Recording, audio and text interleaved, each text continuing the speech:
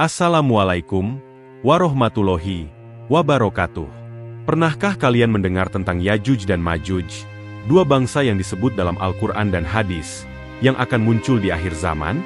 Kisah mereka penuh dengan misteri dan kegelapan. Yajuj dan Majuj, dua entitas yang diciptakan sebagai ujian besar bagi umat manusia di akhir zaman. Dimulai dari latar belakang dunia sebelum kemunculan mereka, penciptaan Yajuj dan Majuj dijelaskan sebagai keturunan yang memiliki sifat destruktif dan ambisi besar. Sebelum menyimak kisah selengkapnya, saya sarankan untuk menulis sholawat kepada Nabi di kolom komentar. Semoga sholawat kita menjadi penolong kita kelak di padang mahsyar. Yajuj dan Majuj adalah dua entitas yang sering disebut dalam berbagai teks Islam, terutama dalam Al-Quran dan hadis. Mereka merupakan simbol kehancuran dan fitnah besar di akhir zaman. Namun, bagaimana kisah kelahiran mereka? Dalam narasi ini, kita akan mengupas secara mendalam dengan pendekatan cerita yang menggabungkan hikmah, nilai-nilai Islami, dan imajinasi yang sesuai syariat. Sebelum kehadiran Yajuj dan Majuj, dunia dihuni oleh bangsa-bangsa besar dengan peradaban yang luar biasa. Bangsa Ad, salah satu kaum yang terkenal dalam sejarah, membangun kota-kota megah dengan tiang-tiang yang menjulang tinggi. Allah memberikan mereka kekuatan fisik dan kekayaan alam yang melimpah. Mereka memanfaatkan kekayaan ini untuk membangun istana dan benteng-benteng megah. Namun, kekufuran merajalela. Kaum Ad menyombongkan diri dan menolak seruan Nabi Hud. Mereka mengabaikan peringatan Allah dan memilih untuk menyembah berhala. Sebagai balasan atas kedurhakaan mereka, Allah mengirimkan angin yang sangat kencang, menghancurkan peradaban mereka hingga tidak tersisa. Kemudian muncul kaum Samud yang memiliki keahlian luar biasa dalam memahat gunung menjadi tempat tinggal. Nabi Syalih diutus untuk menyeru mereka kepada tauhid. Sebagai bukti kerasulan, Allah mengeluarkan unta betina dari batu besar. Namun, mereka tetap mendustakan Nabi Syalih dan bahkan membunuh unta tersebut. Akhirnya, kaum Samud dihancurkan oleh gempa bumi yang dahsyat. Dari kisah kaum Ad dan Samud, umat manusia mendapatkan pelajaran penting tentang akibat dari menyombongkan diri di hadapan Allah. Namun, tidak semua generasi mengambil pelajaran dari kehancuran ini. Kebanyakan manusia tetap terbuai oleh kemewahan dunia dan lupa kepada Allah. Di tengah kebobrokan moral dan spiritual umat manusia, Allah menyiapkan ujian besar yang akan datang di masa depan. Yajuj dan Majuj adalah bagian dari rencana Allah untuk menguji keimanan manusia. Kehadiran mereka menjadi tanda peringatan bahwa fitnah akhir zaman tidak bisa dihindari, tetapi harus dihadapi dengan iman dan ketakwaan. Allah menciptakan Yajuj dan Majuj dengan sifat-sifat yang mencerminkan kekacauan dan kehancuran. Mereka dirancang untuk menjadi ujian bagi umat manusia di akhir zaman.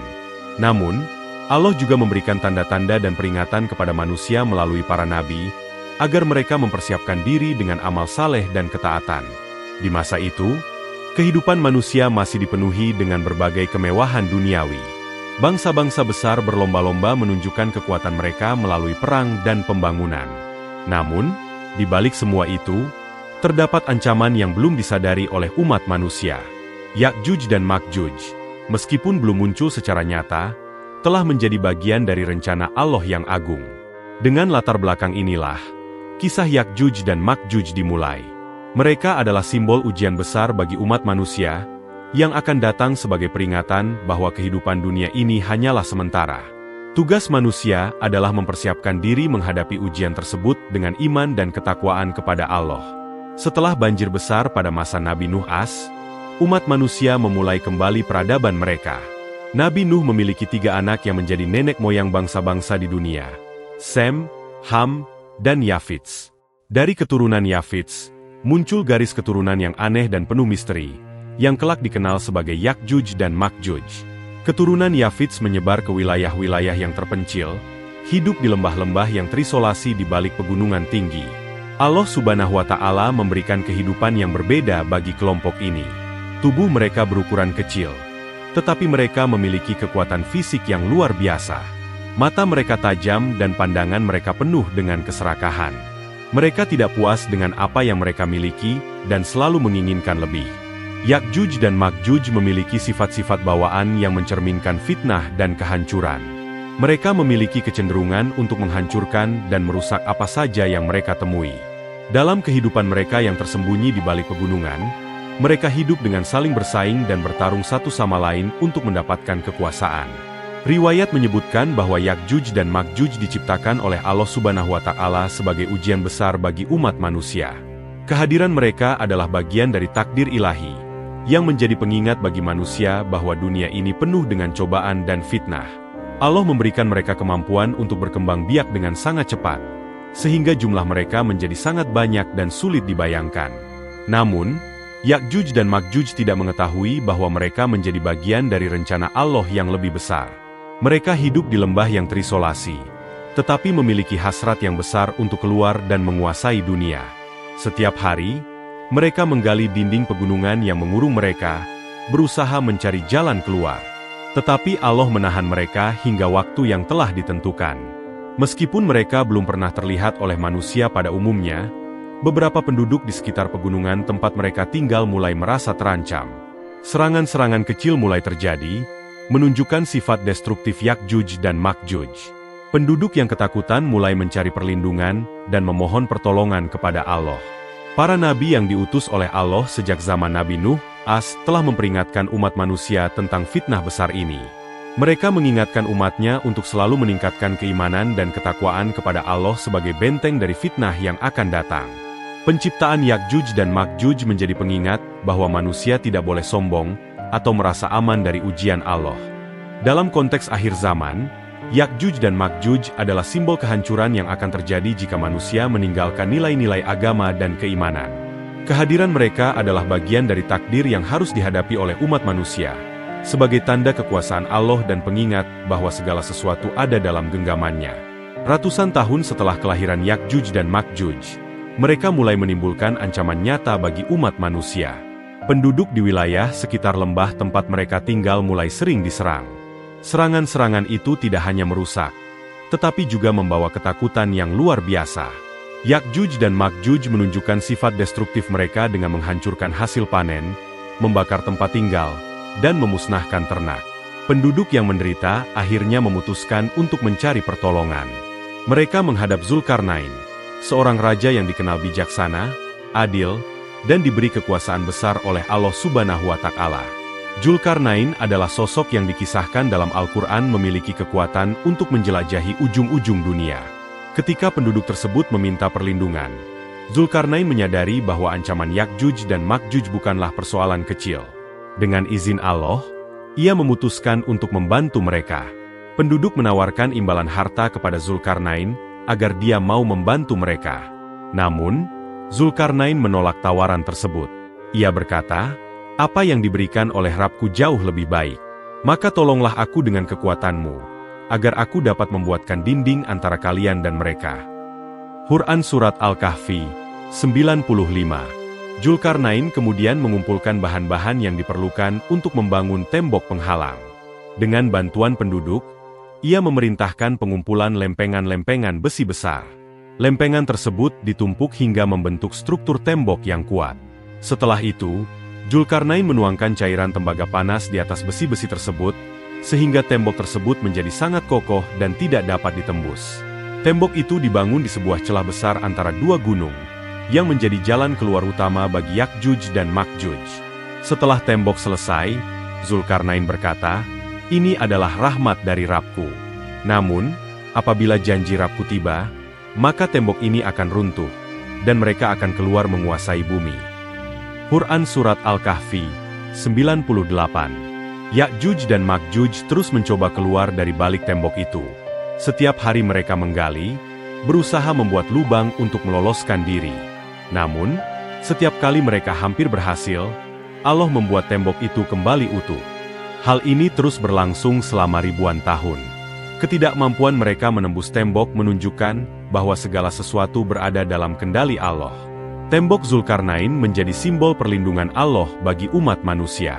Namun, peringatan Zulkarnain juga mengingatkan bahwa perlindungan ini tidak akan berlangsung selamanya. Ketika waktu yang telah ditentukan oleh Allah tiba, tembok itu akan runtuh, dan Yakjuj dan Makjuj akan menyebar ke seluruh dunia, membawa kehancuran yang belum pernah terjadi sebelumnya. Pembangunan tembok ini adalah salah satu bukti kebijaksanaan dan keimanan Zulkarnain. Ia tidak hanya mengandalkan kekuatannya, tetapi juga mengajarkan umat manusia untuk bergantung sepenuhnya kepada Allah. Keputusan Zulkarnain untuk membantu penduduk tanpa pamrih juga menjadi pelajaran tentang kepemimpinan yang sejati. Sebagai bagian dari rencana Allah, tembok ini menjadi perlambang harapan dan peringatan bagi umat manusia. Selama tembok itu berdiri, Ya'juj dan Ma'juj tidak dapat keluar. Namun, manusia harus selalu waspada, karena waktu keluarnya mereka akan menjadi salah satu tanda besar datangnya hari kiamat. Ya'juj dan Ma'juj yang terkurung di balik tembok hidup dalam kondisi yang penuh dengan persaingan. Mereka berkembang biak dengan sangat cepat, dan jumlah mereka bertambah secara eksponensial. Namun, ruang yang terbatas membuat sumber daya alam di tempat mereka tinggal semakin habis. Kekurangan ini menyebabkan konflik di antara mereka. Dalam masyarakat Ya'juj dan Ma'juj, hukum yang berlaku adalah hukum rimba. Yang kuat menguasai yang lemah. Tidak ada belas kasihan, keadilan, atau rasa kemanusiaan. Hidup mereka berputar di sekitar pemenuhan kebutuhan dasar dan usaha untuk bertahan hidup. Meski demikian, ada satu tujuan besar yang menyatukan mereka, menggali tembok yang mengurung mereka. Setiap hari mereka menggali dengan penuh semangat. Mereka yakin bahwa suatu hari nanti, tembok yang kokoh itu akan runtuh, dan mereka akan bebas untuk menguasai dunia. Mereka tidak menyadari bahwa tembok itu tetap kokoh, karena kehendak Allah. Bahkan jika mereka hampir berhasil, Allah mengembalikan tembok itu ke kondisi semula, membuat usaha mereka sia-sia. Di balik tembok, kehidupan Ya'juj dan Ma'juj penuh dengan penderitaan, tetapi juga syarat dengan ambisi besar. Ambisi ini dipenuhi oleh rasa rakus dan keserakahan yang luar biasa. Mereka memandang dunia luar sebagai tempat yang kaya akan sumber daya, yang dapat mereka ambil dengan mudah begitu tembok itu runtuh. Allah memberikan umur yang panjang kepada Ya'juj dan Ma'juj, serta kemampuan untuk terus bertahan hidup dalam kondisi sulit. Kehidupan mereka yang penuh konflik dan kehancuran menjadi cerminan sifat-sifat manusia yang dibiarkan tanpa tuntunan agama. Mereka adalah simbol kehancuran yang akan datang ketika manusia melupakan Allah dan hidup hanya untuk memenuhi nafsu duniawi. Kehidupan di balik tembok menjadi pelajaran bagi umat manusia tentang pentingnya rasa syukur dan pengendalian diri. Ya'juj dan Ma'juj tidak memiliki sifat ini, sehingga kehidupan mereka menjadi penuh dengan penderitaan, bahkan sebelum mereka berhasil keluar dari tembok.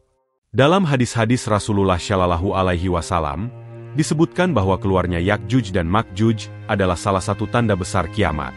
Rasulullah bersabda, ketika Ya'juj dan Ma'juj dilepaskan, mereka akan turun dengan cepat dari setiap tempat tinggi, dan gelombang mereka seperti gelombang air. Hadis riwayat Muslim.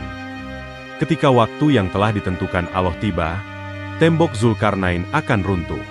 Hal ini akan terjadi setelah tanda-tanda besar lain muncul, termasuk turunnya Nabi Isa As untuk melawan Dajjal. Keluarnya Ya'juj dan Ma'juj adalah puncak dari fitnah besar yang melanda dunia. Ya'juj dan Ma'juj akan menyebar ke seluruh penjuru bumi, menghancurkan apa saja yang ada di hadapan mereka. Mereka akan menghabiskan sumber daya dengan cepat, sehingga kehidupan manusia menjadi sangat sulit. Tidak ada yang mampu melawan mereka dengan kekuatan fisik. Rasulullah Shallallahu Alaihi Wasallam menganjurkan umatnya untuk memohon perlindungan kepada Allah dari fitnah Ya'juj dan Ma'juj. Salah satu caranya adalah dengan membaca dan mengamalkan surah Al-Kahfi, yang mengandung kisah Zulkarnain dan tembok penghalang. Ya'juj dan Ma'juj akan terus membawa kehancuran, hingga Allah memerintahkan mereka untuk musnah. Dalam riwayat disebutkan bahwa Allah akan mengirimkan wabah yang menghancurkan mereka secara massal. Setelah itu, bumi akan bersih dari keberadaan mereka, dan kehidupan manusia akan kembali damai hingga tanda kiamat terakhir muncul. Kisah Ya'juj dan Ma'juj mengajarkan umat manusia tentang pentingnya ketaatan kepada Allah. Mereka adalah simbol fitnah besar yang akan menimpa dunia ketika manusia meninggalkan nilai-nilai agama. Kehancuran yang mereka bawa menjadi peringatan agar umat manusia selalu bersyukur dan menjaga keseimbangan antara dunia dan akhirat. Pelajaran lain dari kisah ini adalah tentang keadilan dan kebijaksanaan seorang pemimpin seperti Zulkarnain. Ia melindungi umat manusia tanpa pamrih, menunjukkan bahwa kepemimpinan yang sejati harus didasarkan pada keimanan dan ketakwaan kepada Allah. Kisah Ya'juj dan Ma'juj juga mengingatkan kita tentang pentingnya persiapan menghadapi akhir zaman. Rasulullah Shallallahu Alaihi Wasallam menganjurkan umatnya untuk selalu meningkatkan iman dan amal saleh, serta menjadikan doa sebagai benteng dari segala fitnah. Surah Al-Kahfi menjadi amalan yang sangat dianjurkan untuk dibaca dan direnungkan.